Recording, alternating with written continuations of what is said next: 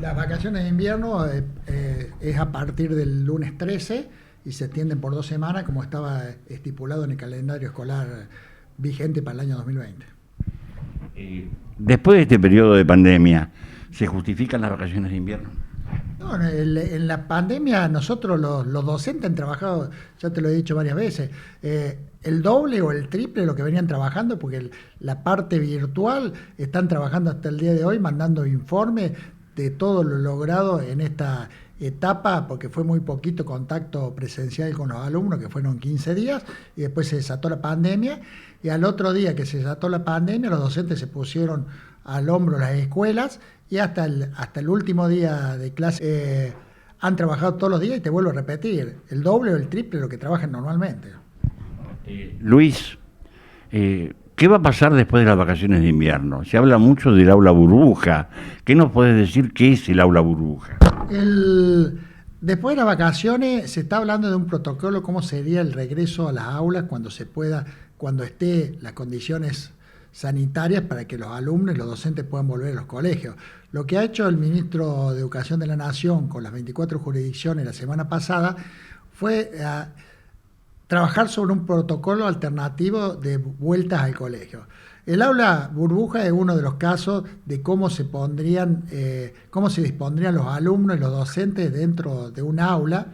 Sabemos que las aulas, por ejemplo, yo voy a hablar de nuestra provincia, están superpobladas. Cualquier escuela que vos vayas, secundaria o primaria, tiene más de 25 alumnos. Las aulas en la burbuja trabajan entre 4, 6, 8 y a lo sumo 10 alumnos.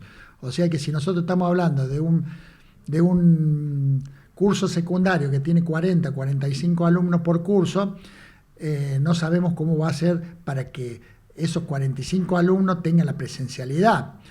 Y ese docente que va a estar afectado a esa presencialidad, ¿cómo va a hacer si le da clase a 8 o 10 alumnos? ¿Cómo va a hacer con los 30 restantes? Se está trabajando mucho sobre cómo es el regreso. No hay fecha de regreso, todos son muy optimistas que en agosto. Hay que ver si el gobierno nacional autoriza la apertura de los centros educativos, porque el COE, que junto con el Ministerio de Educación, ha puesto un montón de cosas, de trabas que tienen que tener para poder empezar las clases. Por ejemplo, tiene que haber alcohol en gel en todas las aulas y en todo el ingreso a la escuela, tiene que haber jabón líquido, tiene que haber personal que tome la temperatura al ingreso de la escuela. Sabemos que las escuelas de nuestra provincia no tienen porteros, no hay gente de limpieza en las escuelas. Para el docente tiene que estar con una máscara de acetato. Una máscara de acetato cuesta más de 500 pesos. No sé quién va a proveer esa máscara de acetato. Y un montón de otras cosas que pide el COE, que limpieza de picaporte, personal que haya cuidando a los alumnos para que haya distanciamiento. El distanciamiento que tiene que tener en ese primer informe que se aprobó tiene que ser de 1,5 metros a 2. Las aulas no daría más que para 12 alumnos, 13 alumnos, pero si la aula burbuja acepta 6, 8 alumnos, o sea que hay muchos interrogantes cómo va a ser la vuelta. Y las escuelas están igual o peor que en marzo, porque han estado cerradas, no se ha hecho mantenimiento, o sea que no sabemos cómo va a ser la vuelta a clases.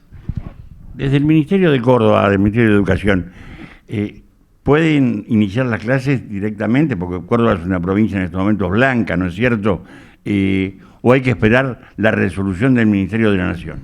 No, cada provincia va a tener autonomía para abrir las escuelas, pero siempre la limitación la tiene el COE, porque es lo mismo que acá. Nosotros, para poder abrir la delegación, nosotros tuvimos que pedir permiso, o cualquier comercio, cualquier industria que necesite tener gente dentro de las oficinas o las fábricas, tiene que pedir. El COE es el que regula si está o no está para abrir. Hay muchos lugares de la provincia de Córdoba, como por ejemplo Villa Dolores, que no hubo contagio, o La Falda, que no había contagio, y bueno, con un solo contagio en Villa Dolores ya hay más de 100 contagiados en muy poquito tiempo. Es un virus que queda y cuando entra en la población es muy difícil erradicarlo. Y con respecto a los elementos que tiene que tener el docente, vos recién dijiste la máscara de acetato, ¿el Ministerio de Educación las va a mandar para cada colegio, para cada docente, o se las tienen que comprar ellos mismos? Bueno, ahí está todo. El protocolo, lo que exige el protocolo, el COE, con el Ministerio de Educación de la Nación, para que se puedan abrir la escuela, son un montón de insumos que las escuelas en este momento no los tienen, porque las escuelas no tienen dinero para comprar, para garantizar que todo el día, sabemos lo que vale un potecito de alcohol en gel, o el agua lavandina, o sabemos lo que vale el jabón líquido que exigen ellos para que estén en los baños. Las toallitas sanitizantes, todas esas cosas son productos que han tenido alto costo. Y si un alumno va a la escuela y no tiene barbijo, no tiene para comprar un barbijo, ¿quién le va a proveer el barbijo para que pueda entrar? Porque no va a poder entrar a la escuela.